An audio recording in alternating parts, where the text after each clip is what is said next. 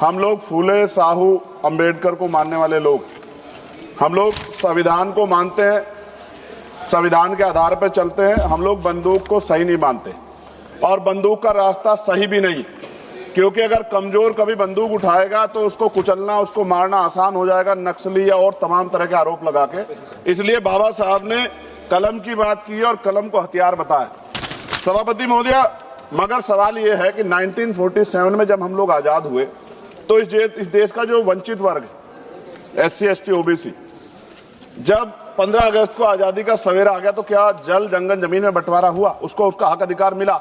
अगर उसको जमीन मिल जाती, घर मिल जाता, उसको अवसर मिल जाते तो आज प्रधानमंत्री आवास योजना नहीं चलानी पड़ती।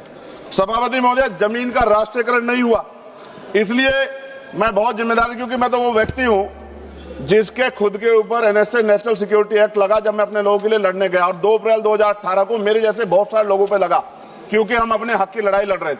सवाल यह है, नक्सलियों के नाम पे क्या आदिवासियों की हत्या स्वीकार्य हो सकती है? हम लोग इसका विरोध करते हैं। हमारा स्टैंड है, हम नक्सलवाद के समर्थक नहीं है, लेकिन आदिवासियों को नक्सली कहकर उनकी हत्या नहीं होनी चाहिए। सभापति महोदय, देश की 1/4 आबादी SC ST 25% से ज्यादा बड़े समाज के साथ जब जुल्म जाति अन्य अत्याचार होता है, उनकी हत्याएं होती है, उनकी बहनों का रेप होता है, उनको मारा जाता है, जलाया जाता है, उनके घरों को फूका जाता है, तब इस सदन में चर्चा क्यों नहीं होती? ये सदन क्यों नहीं सुनना चाहता? SC ST OBC के अन्याय के बाद क्यों नहीं सुनना चाहता? कितनी चर्चाएं होती हैं, आज हालात कितने सारे अलग अलग हैं, लेकिन चर्चा इतने बड़े 25% समाज पे क्यों नहीं होती? 52% OBC पे क्यों नहीं होती? सभापति महोदय, मैं तो मानता हूं, कुछ लोग फॉर्मेलिटी के लिए कहते हैं, अगर मैं आना होता मैं तो चर्चा के लिए चिल्लाता हूं कितनी बार, वरना तो SC ST के लिए कोई चिल्लाता भी नहीं है। ये तो रिप्रेजेंटेशन है संविधान में। ये ना होता हमारे घरों में, हमारी गलियों में कोई वोट मांगने नहीं जाता। हम जानते हैं कि जाति व्यवस्था कितनी बदली है। और एक हमारे सज्जन कह रहे थे कि जाति व्यवस्था की वजह से एक दलित ने छोड़ दिया नक्सलवाद को, लेकिन सवाल यह है, बाबा साहब अम्बेडकर ने भी ये धर्म छोड़ा था क्योंकि यहाँ जाति व्यवस्था खाई है, ऊंच नीच का भाव। सभापति महोदय, हमारे सम्मानित एक भाजपा के सांसद जवाब दे रहे थे बड़ी चिंता के साथ। सभापति, बहुत इंपॉर्टेंट है, आप सुनिए, बहुत इंपॉर्टेंट है ये। वो ये कह रहे थे जवाब देते कि उन्होंने कुछ ब्राह्मण्स के नाम लिए और कहा कि भाई ये इनके मालिक हैं, इनके यहाँ लेबर तो SC ST है, ये विचारधारा पर आधारित है। तो क्या कहना चाहते थे कि इस देश को तोड़ने की मूवमेंट कौन चला रहा है? जवाब दे। वो बड़ी बात यह है, उन्होंने ट्वीट किया 2 दिन पहले, मैं चाहता था मैं उनको जवाब दूं। उन्होंने आरक्षण को कोसने का काम किया। ये भाजपा की सोच है, जवाब देना चाहिए भारतीय जनता पार्टी को।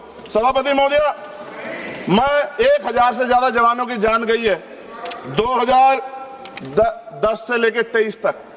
CRPF के जवान संसद की सुरक्षा करते हैं, बॉर्डर की सुरक्षा करते हैं। अभी असिस्टेंट कमांडेंट अजय मलिक की, उसका पैर उड़ गया, उनको प्रमोशन नहीं मिल रहा है। सुप्रीम कोर्ट उनके फेवर में दी, सरकार रिव्यू पिटीशन में गई, फिर उनके फेवर में दी। खत्म करूंगा 30 सेकंड में।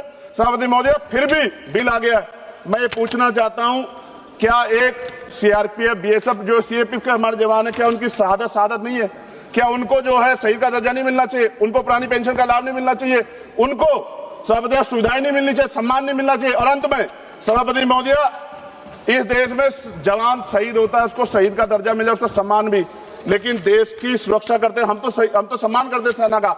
सीवर में सफाई कर्मचारी मरता है, इतने आगे बढ़े हम लोग, उसके बच्चों को भी अपना पेट पालने के लिए कई तरह की मुसीबत गुजरना पड़ता है, कोई नहीं सोचता। सच ये है, इस देश में दलित आदिवासी आज भी गुलामी की जिंदगी जी रहे। सरकार उनके लिए कुछ सोचना नहीं चाहती। सरकार नहीं सोचेगी तो फिर से किसी वाद का जन्म हो जाएगा। इसका, इस अन्याय का, ये जो कठोर अन्याय है, जो सदियों की हिंसा पे आधारित, सदियों के भेदभाव पे आधारित है, इसका जवाब सदन को देना पड़ेगा। सभापति महोदय, नेपाल में नई सरकार बनी, उन्होंने कहा हम दलितों से सार्वजनिक रूप से माफी मांगेंगे कि जो हमने उनके साथ अन्याय किया। ये सदन कब उनसे माफी मांगा जिनके साथ हजारों साल अन्याय हुआ और आज भी उनको रोटी कपड़ा मकान के लिए अन्याय लड़ना पड़ता है। धन्यवाद सभापति महोदय। जय भीम, जय भारत।